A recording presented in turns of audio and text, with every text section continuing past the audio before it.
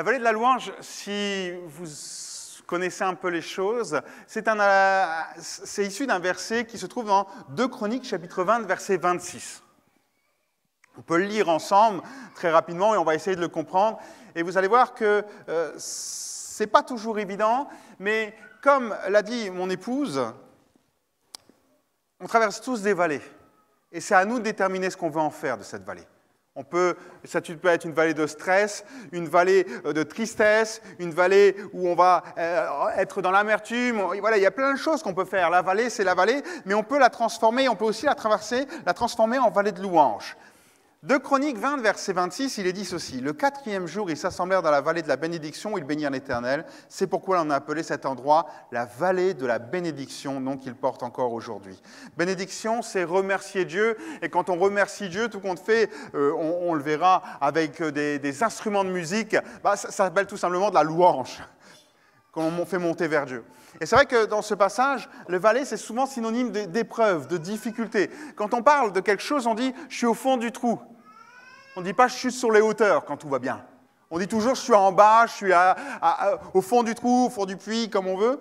Et la louange, pour chacun d'entre nous, c'est synonyme de joie, de gaieté. Donc ces deux mots qui, tout compte fait, ne vont pas l'un à côté de l'autre. Mais comme je le dis, quelle que soit la vallée, quelles que soient les difficultés, les épreuves, le trou dans lequel on se trouve, on peut le transformer. Et c'est ça qui est beau. On peut le transformer et le transformer justement ici en louange. Le passage qu'on a cité, c'est un moment où Josaphat, donc qui est un roi qui règne à Jérusalem, le roi de Juda, et il y a un moment où il se retrouve, on lui annonce qu'une coalition de 3 pays vient pour le combattre. Et là, je ne sais pas si vous imaginez, 3 pays contre le royaume de Juda, c'est beaucoup trop. Et là, il va avoir une attitude, et j'aimerais vous montrer un petit peu cette attitude, déjà pour commencer, cette attitude qui conduit à la louange. Cette attitude qui dit, voilà, moi j'ai envie de louer l'Éternel. Toujours, ce qu'on va faire ce matin, c'est qu'on va rester dans ce passage. D'accord? On va rester, je ne vais pas aller très loin, il n'y a pas beaucoup d'autres versets. Si vous avez, vous pouvez suivre vos Bibles dans 2 Chroniques, chapitre 20, mais on va suivre et on va lire ça presque ensemble et le commenter, entre guillemets. 2 Chroniques 20, versets 8 et le 9, il est dit, voilà. Donc, Josaphat parle, et il parle du passé, il se remémore la construction du temple, et pourquoi Jérusalem, et pourquoi ceci, et pourquoi cela. En fait, pourquoi il y a un sanctuaire qui est là. Et voilà ce qu'il dit. Donc, en parlant de ses ancêtres, ils s'y sont établis, ils y ont construit un sanctuaire en ton honneur, puis ils ont dit, si un malheur s'abat sur nous, une guerre, un châtiment, une épidémie ou la famine, nous viendrons nous tenir devant ce temple, devant toi, puisque ta présence est établie dans ce sanctuaire, et du fond de notre détresse, nous implorerons ton secours, alors tu écouteras et tu sauveras.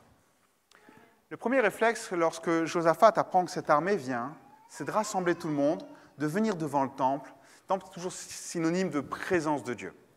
Il vient dans la présence de Dieu, donc il est dans le temple, et puis il rappelle les choses, il se rappelle les promesses qui ont été faites, que Dieu a faites, et il dit, voilà, il dit ceci, il cite plusieurs choses, il dit, voilà, s'il y a des guerres, on doit venir là. Et j'ai envie de vous dire, les guerres aujourd'hui, bon, excusez pour l'actualité qui est très très récente de tout ce qui s'est passé là, c'est encore cette nuit, c'est vrai qu'on est dans un climat assez anxiogène de ce côté-là, mais des fois il y a des guerres qui sont beaucoup plus proches que ça. Et c'est des conflits familiaux, c'est des conflits au boulot, c'est des conflits avec les voisins. Ce n'est pas des guerres de pays, mais c'est des guerres qui nous affectent directement. Et Josaphat a ce réflexe, il dit, voilà, quand il y aura une guerre, quand il y aura un conflit, on va venir dans ta présence. Tu nous as invités à venir dans ta présence.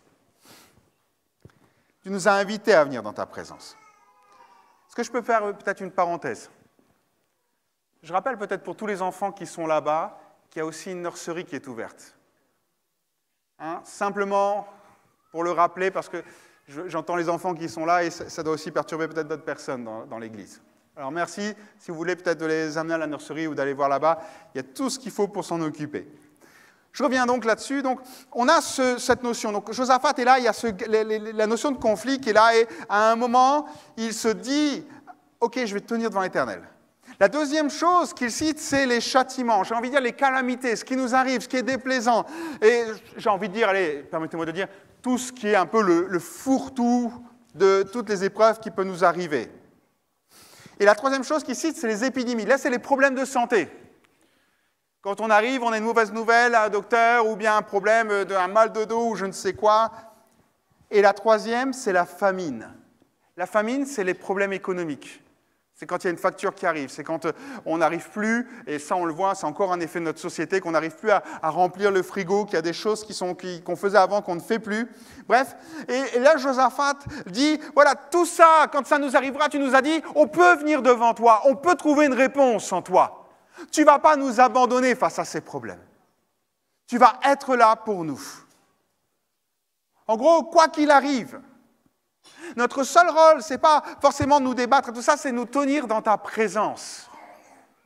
C'est de nous approcher de toi. Parce que Dieu est capable d'intervenir dans chaque domaine de notre vie. Chaque domaine qui est là. Puis Josaphat continue son discours devant le peuple et maintenant il va monter dans une prière et voilà, il continue sa prière au verset 12, il dira « Notre Dieu, n'exerceras-tu pas tes jugements sur eux ?» Donc il parle bien sûr de la coalition qui s'approche de Jérusalem. « Car nous sommes impuissants pour résister à cette immense armée qui vient nous attaquer. Nous ne savons que faire, mais nous tournons nos regards vers toi. » La force de Josaphat, c'est d'être humble, de reconnaître son humilité. On n'a pas l'effort, je n'ai pas la force de faire ces choses-là.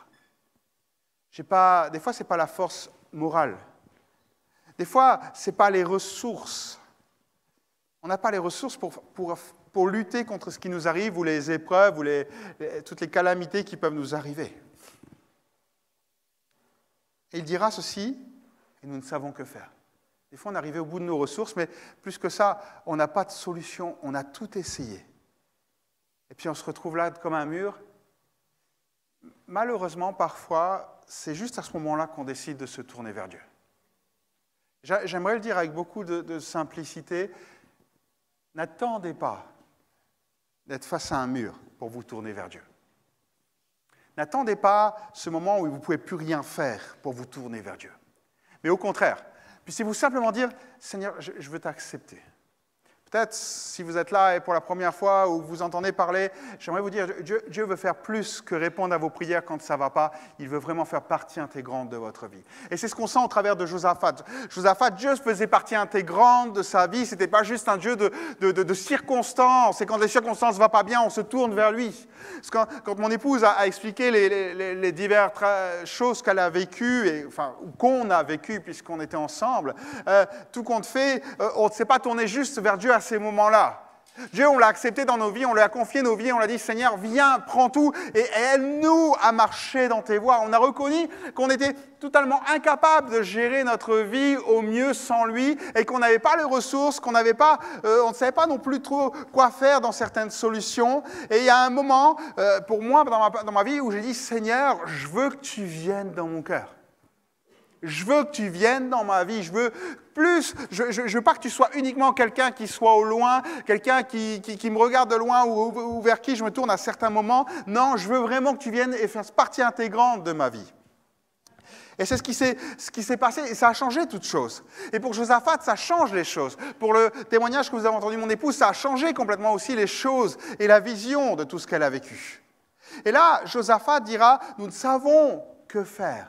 Mais nous tournons nos regards vers toi. Il est là, je n'ai pas les forces d'agir. Je ne sais pas si vous avez déjà connu des moments comme ça. Vous vous dites, je ne sais plus quoi faire. Je n'ai plus les forces de lutter. Je n'ai plus les forces de me battre. J'ai l'impression d'être à contre-courant. Il y a des moments où on se dit, je ne sais même pas quoi faire. J'ai tout essayé, on me conseille de tous les côtés, mais tout compte fait au final, il n'y a rien qui fonctionne. Et Josaphat dit, mais je tourne les regards vers toi. Vous savez, c'est un peu cette image. On est là, il nous arrive quelque chose, et puis à un moment, on se tourne vers quelqu'un qu'on connaît. On se tourne vers quelqu'un qu'on connaît, qui est là, juste à côté de nous. L'air de dire, t'as pas une idée, toi, tu ne sais pas ce qu'on peut faire là, à ce moment-là. Ça vous est jamais arrivé, ces choses-là? Je pense que ça nous est tous arrivé à un moment ou à un autre, où on se tourne vers quelqu'un, histoire de savoir, est-ce que lui, il a idée? Là, Josaphat, il ne se tourne pas vers les prêtres, il ne se tourne pas vers ses généraux, il ne se tourne pas vers tout ça, il se tourne vers Dieu. Ce serait peut-être la solution, tout compte fait, de se tourner vers ses généraux, d'envoyer des messagers à d'autres rois. Il peut envoyer des rois au roi de l'Égypte et dire, viens m'aider, je te paierai un tribut, aller chercher des mercenaires, il peut faire plein de choses. Mais il ne le fait pas. Il se tourne vers Dieu. Excusez-moi. Ça, c'est les allergies. Il a une attitude d'humilité. Et vous savez, pour confier sa vie à Dieu, pour lui dire, Seigneur, viens habiter dans mon cœur, il faut de l'humilité. Il faut lui dire, Seigneur, prends vraiment toute la place. Parce que maintenant, ma personne, je veux qu'elle diminue pour que toi, tu grandisses au fond de moi-même. Et donc, il a une attitude d'humilité, une attitude où il confie chaque domaine de sa vie à Dieu. Et j'ai envie de vous dire, et à partir de ce moment-là, quand on a confié tous les domaines de notre vie à Dieu, quand on a cette attitude d'humilité, on a ce cœur pour la louange. Et on y rentre maintenant. Aussitôt après qu'il a fait cette prière, il y a quelque chose qui va se passer. 2 Chroniques, chapitre 20, verset 14, il est dit ceci, « Alors l'Esprit d'Éternel vient sur Yahaziel. » Ok, répétez avec moi. Voilà, ça va. C'est ce que vous m'avez entendu avant le dire, hein? Fils de Zacharie, descendant de Ben-Naya. D'accord. Vous voulez le dire aussi, celui-là? Et le suivant, sans que je le dise. Voilà, on n'est pas tous d'accord sur la prononciation, vous avez remarqué? Et de Matania, un lévite de la lignée d'Azaph, au milieu de l'assemblée. Josaphat fait sa prière. Il dit, Seigneur, je ne sais pas comment faire. Tu as promis d'être là dans chaque domaine de ma vie. Alors fais quelque chose. Il est devant le temple, symbole de la présence de Dieu. Et à ce moment-là, il y a quelqu'un qui se met à parler de la part de Dieu. On appelle ça prophétiser. Il prophétise. Quel magnifique prophète. Non, excusez-moi. C'est marqué quoi? Un lévite de la lignée d'Azaph. C'est tout sauf un prophète. C'est pas un prophète, cette personne-là. C'est peut-être un chanteur, c'est peut-être un musicien, c'est peut-être un conducteur de chant, mais c'est pas un prophète à l'origine. C'est pas ça son ministère. Vous voyez, les prophètes sont clairement identifiés, on peut en citer plein. Élie, Nathan et d'autres. Il y a Ésaïe, Jérémie, Ézéchiel, tout ce que vous voulez. Ils sont tous là, mais là, celui-là, il fait partie de l'équipe de louange du temple. Il n'a peut-être jamais prophétisé, jamais rien dit de la part de Dieu, mais là, à ce moment-là, il va dire quelque chose. Il est saisi. Les choses, parfois, et c'est là aussi où ça commence, elles arrivent là des fois où on ne les attend pas. Nous, on a toujours cette idée que Dieu va agir comme ça, comme ça, comme ça, comme ça. Ok. Et Dieu dit non. Ce jour-là, Dieu décide de ne pas utiliser un prophète, mais quelqu'un qui est dans l'équipe de louange.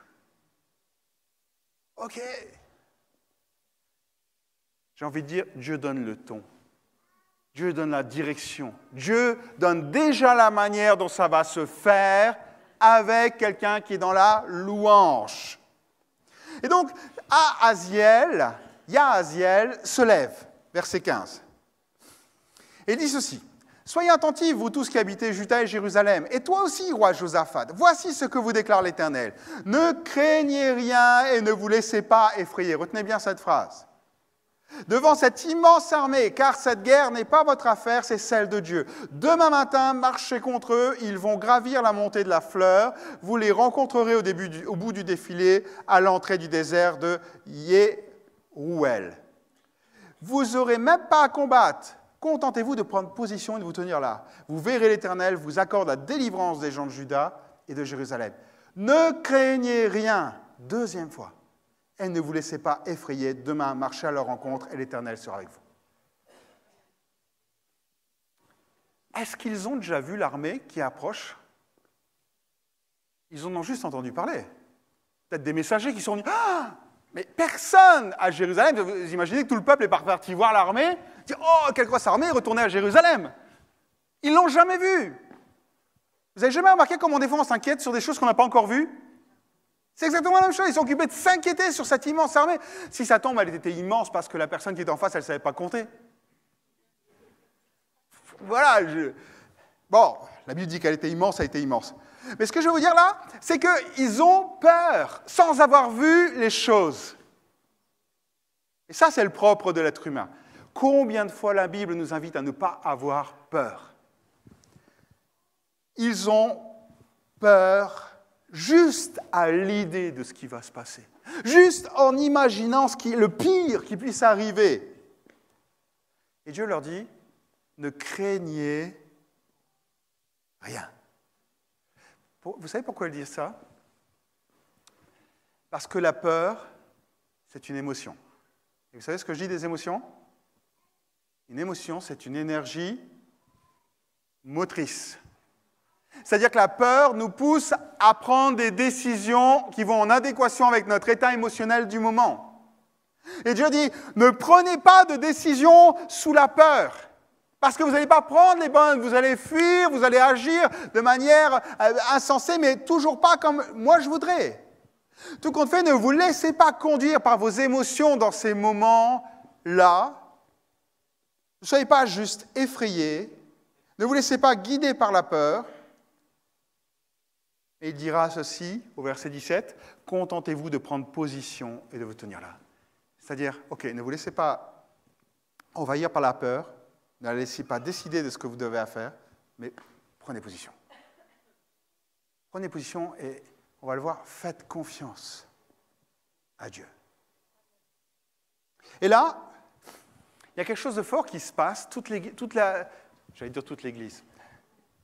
Toute l'assemblée qui est là, et le peuple, les lévites, les généraux, les nobles du pays, tous ceux qui sont là, il y a une pensée de Dieu qui vient. Et qu'est-ce qu'ils font? Ils se prosternent. Verset 18, il dit « Josaphat se prosterna le visage contre terre, et tout Juda et les habitants de Jérusalem se laissèrent tomber devant l'Éternel et se prosternaient devant lui. Alors les Lévites, Kéatites et Coréites se levèrent pour louer l'Éternel, le Dieu d'Israël, en chantant d'une voix très forte. » Imaginez-vous la scène. Ok, un Lévite se lève, il commence à prophétiser que Dieu va intervenir. C'est un peu comme quand on reçoit une parole de Dieu. Vous êtes là le matin chez vous, vous vivez un moment difficile, il y a un verset qui vient, qui vous transperce, un chant qui vous parle d'une manière. Vous venez à l'église, ou bien quelqu'un vous appelle, voilà, il peut y avoir des tas de choses qui se passent, et vous êtes là, et il y a ce moment où on sent la présence de Dieu, on sent qu'il est là, on sent qu'il prend soin de nous, et il y a ce moment de respect, de profond respect de la personne de Dieu qui prend place. Et les gens se prosternent tous, ils se mettent tous dans une attitude de recueillement, de prière, et j'imagine qu'il y a un silence religieux qui est là. Et tout le monde devant la présence de Dieu. Et alors que la Bible nous dit, le verset qu'on lit, tout le monde est prosterné. Il y a des gens qui se lèvent. L'équipe ou les équipes de louanges se lèvent. Spontanément. Et ils vont briser ce moment religieux avec une louange qui va émaner de leur cœur. Il est dit, les Kéatites, les Corites, se levèrent pour louer l'Éternel, le Dieu d'Israël, en chantant d'une voix très forte. Je ne sais pas si vous voyez le contraste entre ce moment très solennel où tout le monde se prosterne et ce moment où on décide de chanter presque à tue-tête les louanges de l'Éternel. Okay, et là, il n'y a pas de sono. Hein.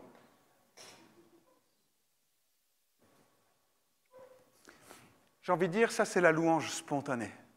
Ça, c'est la louange qui émane, c'est la louange qui n'est pas prévue, c'est la louange qu'on prépare la vallée, on prépare à aller dans la vallée, on rentre dans cette louange où on vient d'être encouragé, où il y a une lueur d'espoir qui vient de naître dans les cœurs. Dieu ne t'a pas oublié, Dieu ne t'a pas abandonné, Dieu a un projet pour que tu sortes de tout cela. Et là, il y a une louange spontanée qui monte dans ton cœur, que tu as envie d'exalter. Et j'ai envie de te dire, quand c'est comme ça, ne la retiens pas. Ne la retiens pas. Mais vous remarquez une chose, rien n'est encore réglé.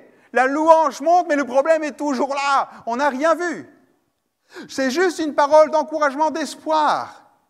Et spontanément, la louange émane des cœurs. Ça, c'est la première louange. Et puis arrive Un deuxième verset, verset 20. Le lendemain matin, ils se levèrent tôt et les hommes se mirent en route pour le désert de Tekoa. Au moment du départ, Josaphat leur adressa la parole. « Écoutez-moi, hommes de Juda et habitants de Jérusalem. Faites confiance à l'Éternel votre Dieu et vous serez invulnérables. Faites confiance à ses prophètes et vous aurez la victoire. » Donc là, imaginez-vous juste un instant, vous êtes le dimanche matin, vous avez reçu une parole d'encouragement face à l'épreuve que vous vivez. Et là, vous êtes le lundi matin. Vous n'êtes plus à l'église, vous n'êtes plus avec vos frères et sœurs, vous n'êtes plus dans ce climat, vous n'êtes plus avec une équipe de louanges qui vous conduit dans la louange, il n'y a plus tout ça. Et ça, la nuit vous a porté conseil, le problème est toujours là, et je vais même dire il s'est amplifié. Parce que depuis hier, les ennemis ils ont fait quelques kilomètres en direction de Jérusalem. Donc la pression est encore plus grande. On a dormi dessus, il y a le temps de la réflexion.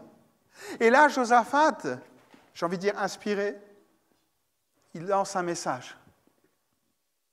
Tu n'es peut-être plus dans la réunion. Dieu ne t'a peut-être pas parlé ce matin, mais continue de lui faire confiance. Ça devient plus compliqué, parce que quand on ne va pas bien, on aimerait presque qu'il y ait une... Vous savez, comme le petit poussé, des cailloux. Et tous les jours avoir notre encouragement. Et là, Josaphat dit, faites confiance à Dieu. Faites confiance à ses prophètes, sous-entendu, la manière dont il a parlé. La manière dont il vous a parlé, que ce soit à travers d'une Bible, de votre lecture de la Bible, que ce soit un moment où le Saint-Esprit vous a touché, que ce soit un moment où quelqu'un vous a parlé. Faites confiance en Dieu. Continuez à avoir confiance comme la veille. Comme la veille. Trop souvent, on passe par des moments où on est béni et arrive le lundi matin, et des fois, c'est même pas le lundi matin, c'est juste la sortie du culte. Et on se retrouve dans ce conflit qui est là. Et là, Josaphat qui encourage le peuple, faites confiance. Faites confiance en Dieu. Soyez fermes dans votre foi. Vous n'avez rien vu, mais manifestez votre confiance. Qu'est-ce que dit la Bible? Heureux ceux qui ont cru sans voir. Heureux ceux qui ont cru sans voir bouger quoi que ce soit. Et là, on va avancer. Et après, alors, ça ne devait pas être prévu à l'avance, manifestement. Verset 21, il est dit, il s'était concerté avec le peuple et avait placé en tête de l'armée des musiciens pour louer l'Éternel et la majesté de sa sainte personne. Ils se mirent en route devant les soldats, en armes, en chantant, louer l'Éternel car son amour durera toujours. Donc, Josaphat parle, voilà, faites confiance à Dieu. Et tout le monde se réunit, se met ensemble et il décide qu'on va mettre la louange en tête de l'armée. J'ai envie de dire, on va reprendre là où on s'est arrêté. Ce ne sera pas la louange qui sera devant le temple, là ce sera la louange sur le chemin. Vous ne serez pas forcément dans la présence de Dieu de votre culte quotidien, d'un moment passé à l'église ou un moment de réunion de maison. Non, c'est sur votre cheminement. Tu as un problème au boulot? C'est sur son trajet de boulot. Tu as un problème, quel qu'il soit, médical, c'est ce moment où tu vas aller voir à l'hôpital ton rendez-vous ou je ne sais quoi. Et là, ils reprennent, j'ai envie de dire, où il s'était arrêté. Il s'est arrêté comment? Sur la louange. Eh bien, on va reprendre notre marche en louange. Et ils prennent un chant qui les encourage. Le chant, c'est « Louer l'Éternel, car son amour durera toujours ». Ça vous dit quelque chose? Je ne vais pas vous faire chanter. Mais en fait, ils reprennent le psaume 136. Vous savez ce que ça reflète? Je ne sais pas si vous avez connu ça, mais je pense que beaucoup d'entre nous ont connu ça. Dans des moments où ça ne va pas, vous avez un chant qui vous booste. Vous l'écoutez pratiquement en boucle, ou bien l'album. Et ce moment où ce chant est là, et vous l'écoutez. Et après, quand l'épreuve est finie, vous n'en pouvez plus de ce chant. Putain, vous ne l'écoutez plus pendant les 30 prochaines années, mais voilà. Mais à ce moment-là, il vous a parlé. À ce moment-là, il vous faisait du bien. À ce moment-là, il ressourçait votre être. À ce moment-là, il vous portait. Il vous faisait avoir la foi. Il vous faisait aller. Il vous aidait, en fait. Il était comme une force, un appui pour cheminer dans la vallée que vous traversiez. Et là, le peuple d'Israël a 18 kilomètres à faire pour aller rencontrer cette armée. 18 kilomètres. Sur un terrain qui n'est pas plat. Alors, ce n'est pas les Pyrénées, c'est un peu plus bas. Mais il faut quand même les faire. Et là, imaginez juste, est-ce qu'on peut faire quelque chose, s'imaginer un petit peu ce que vont faire Israël. Je vous ai dit qu'ils chantaient le psaume 136, hein? Est-ce qu'on peut le chanter ensemble?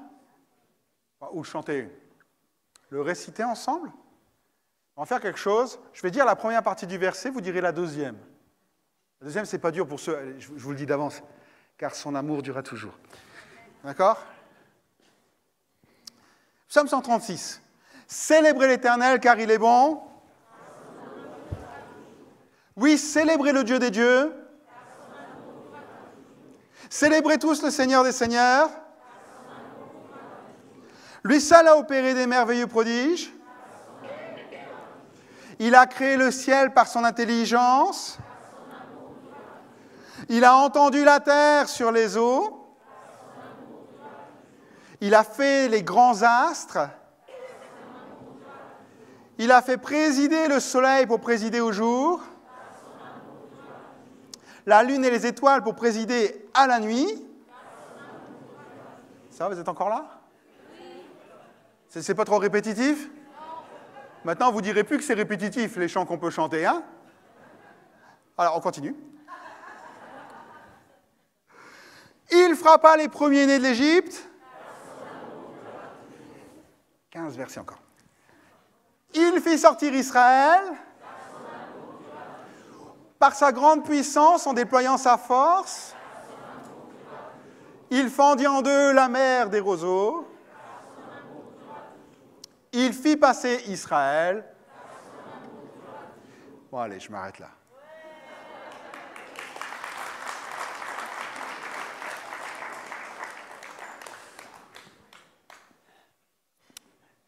Ce qui est formidable dans ce chant, donc vous le comprenez? Nous, on l'a chanté, enfin on l'a récité, combien? 2 minutes? Et quand on arrête, merci, merci Seigneur d'avoir inspiré Laurent de l'arrêter. Eux, ils vont le chanter toute la route, 18 kilomètres. C'est-à-dire qu'ils vont le chanter, le rechanter, le rechanter, le rechanter. Et qu'est-ce que va produire ce chant? Vous vous souvenez des paroles du chant? Il explique la création et après il explique comment ils sont sortis d'Égypte, comment Dieu les a amenés dans le pays de la promesse. Mais c'est un chant qui va de pair avec les ennemis qui les attaquent dans le pays de la promesse. C'est un chant qui rappelle que Dieu agit en faveur du peuple d'Israël. C'est un chant qui rappelle la fidélité du peuple d'Israël. C'est un chant qui rappelle l'amour, parce qu'à chaque fois que Dieu fait quelque chose, c'est pourquoi? Car son amour durera toujours. Et il agit non pas pour qui nous sommes, mais parce qu'il nous aime. Ce chant, pour les Israélites, correspond aux besoins du moment. Ils ont besoin de ça. Ils n'ont pas besoin d'un autre chant. Ils ont besoin de ce chant-là.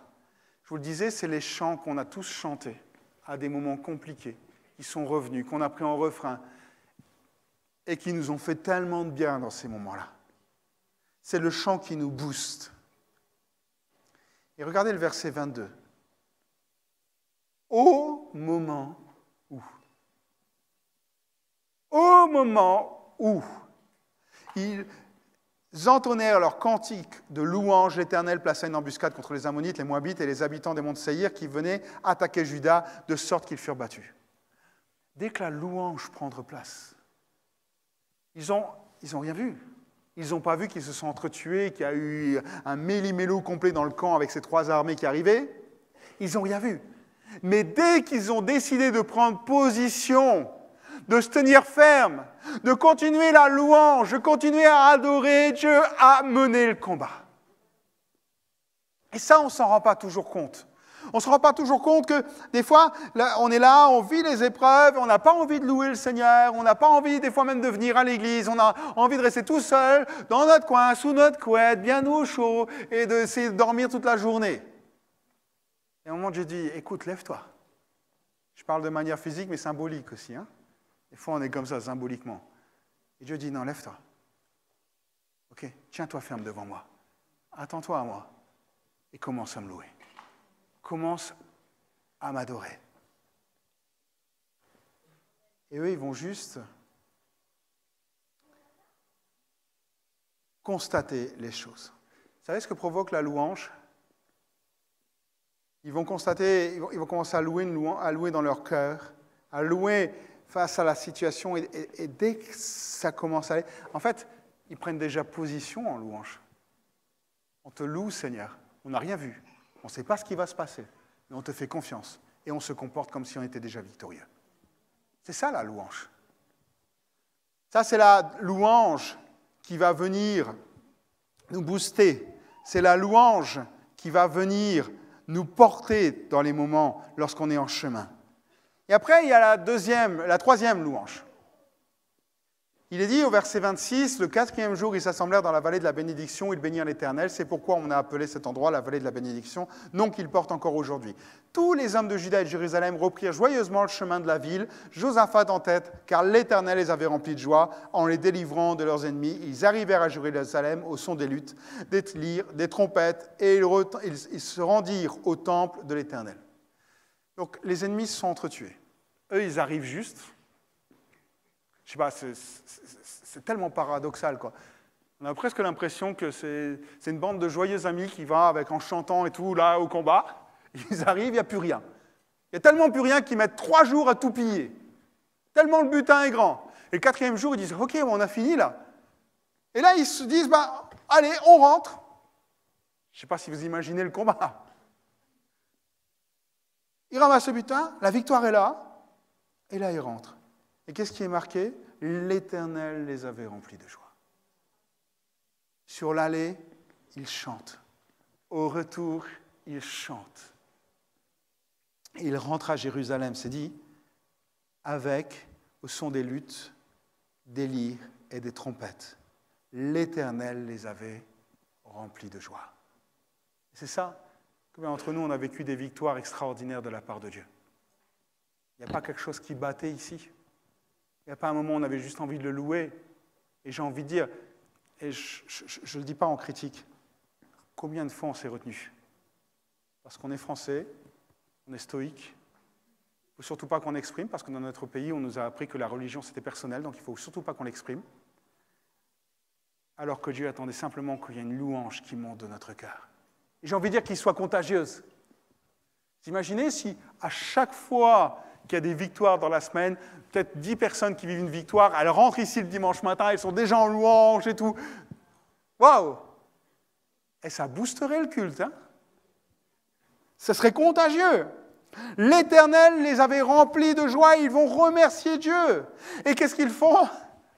Ils ne disent pas, voilà, on a tout ramassé, allez, on fait 2-3 chants, puis on rentre à la maison.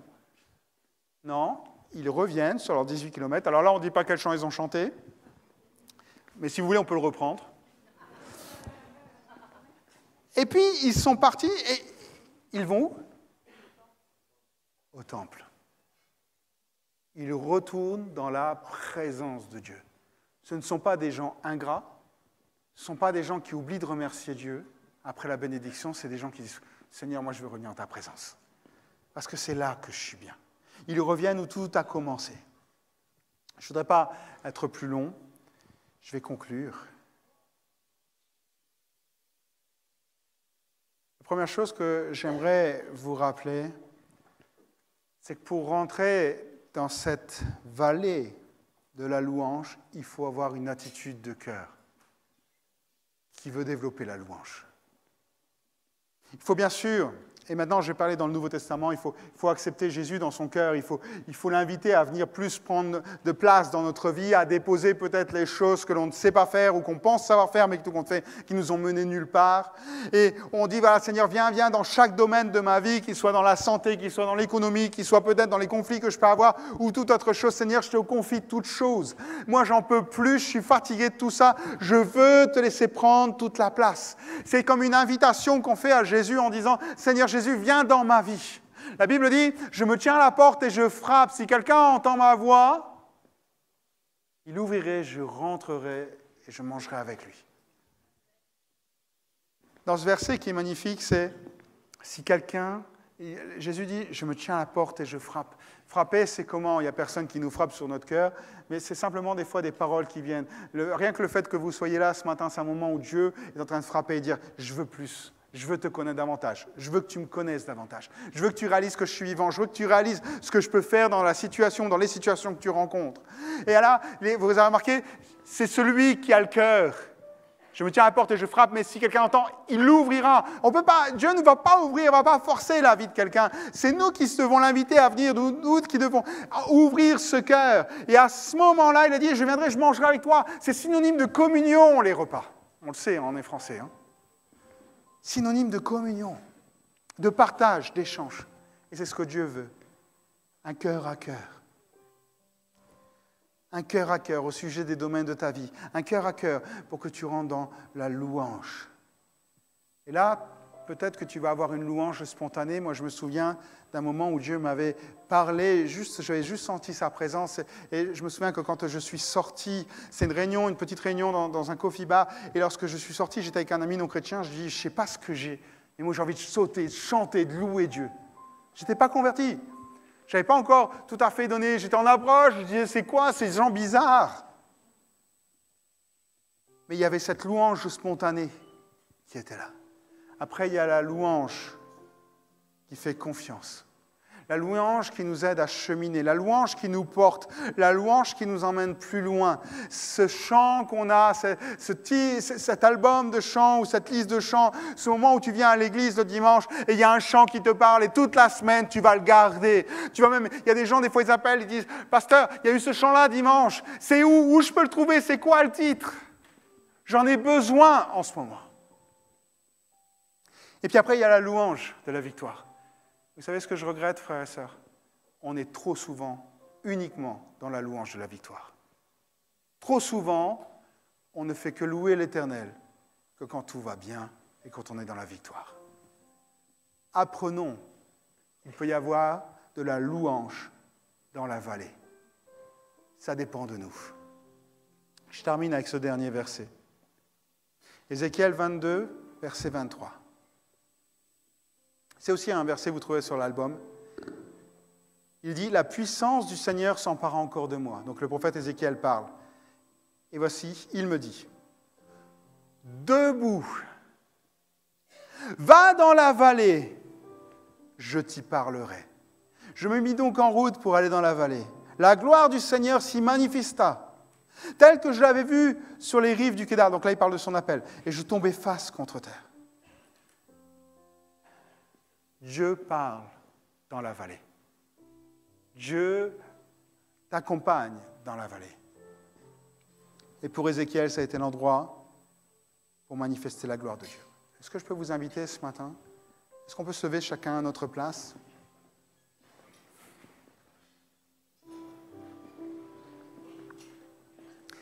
J'aimerais vous inviter quelques instants à fermer les yeux.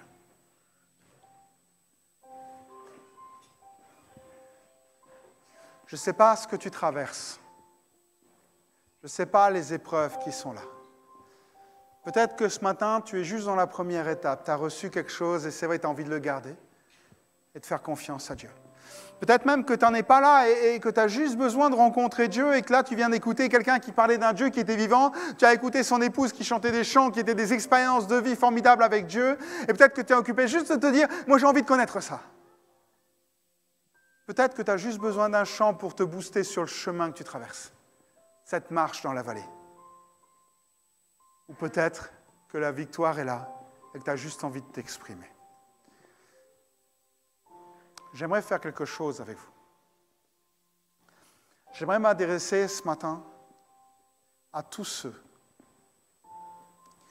ceux qui passent par des moments peut-être, déjà pour commencer, tous ceux qui ont envie de vivre quelque chose avec Dieu.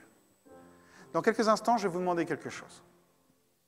Comme le prophète Zacharie l'a dit, debout, va dans la vallée. Est-ce que symboliquement, on peut dire que le devant ici, ce sera la vallée? Gardez les yeux fermés. Symboliquement, devant, ce sera la vallée.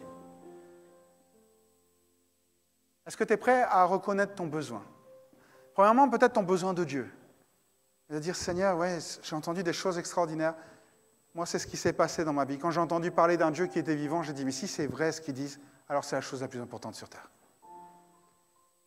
Et ça a été le début de mes démarches. Si c'est ton cas ce matin, si tu veux vraiment vivre quelque chose avec Dieu de beaucoup plus intense, dans quelques instants, je vais t'inviter à faire quelque chose. Je vais t'inviter à venir dans cette vallée, c'est-à-dire venir devant ici. Pour l'instant, restez à vos places. Je vais faire plusieurs appels. Donc peut-être à toi qui es là et qui veut accepter Jésus, peu importe l'âge que tu es. Ça peut être un enfant, ça peut être un ado, ça peut être n'importe qui. Il ne faut pas hésiter à venir devant. Ensuite, je voudrais m'adresser à tous ceux qui passent par des épreuves. Que ce soit des famines, que ce soit des maladies, que ce soit des moments, famine économique, un problème financier, que ce soit des moments de conflit, des moments difficiles, bref, peu importe. Et que là, tu n'as plus le goût à louer. Comme on l'a chanté tout à l'heure. Tu as l'impression que tout est éteint en toi. Même dans ta relation avec Dieu, tu lis les choses machinalement, tu pries, mais tu as le sentiment qu'il n'y a rien qui se passe. Tu viens à l'église, mais tu ressors toujours aussi vide. J'ai envie de te dire, viens dans la vallée. Pourquoi ? Parce que c'est là que Dieu veut te parler. C'est là que Ézéchiel a rencontré la gloire de Dieu. Et si c'est ton cas ce matin, dans quelques instants, je vais t'inviter à sortir des rangs et à venir devant. Pourquoi sortir des rangs ? Peut-être vous allez dire, mais moi je ne connais pas, c'est quoi ces coutumes ? Parce que simplement des gens, des responsables de l'Église, on va prier avec vous. On ne veut pas vous laisser repartir comme ça. On veut vraiment qu'il y ait une bénédiction de Dieu. On veut vraiment vous encourager. On veut être là symboliquement à vous porter par la prière dans ces moments compliqués et difficiles que vous traversez ou dans ces moments de recherche et de découverte pour rencontrer Jésus. C'est tout ce qu'on veut faire avec vous. Il n'y aura rien de plus. Mais on veut vous montrer que si vous êtes important pour Dieu, alors vous êtes important pour nous. Maintenant, j'invite tous ceux qui sont concernés à s'avancer et à venir devant.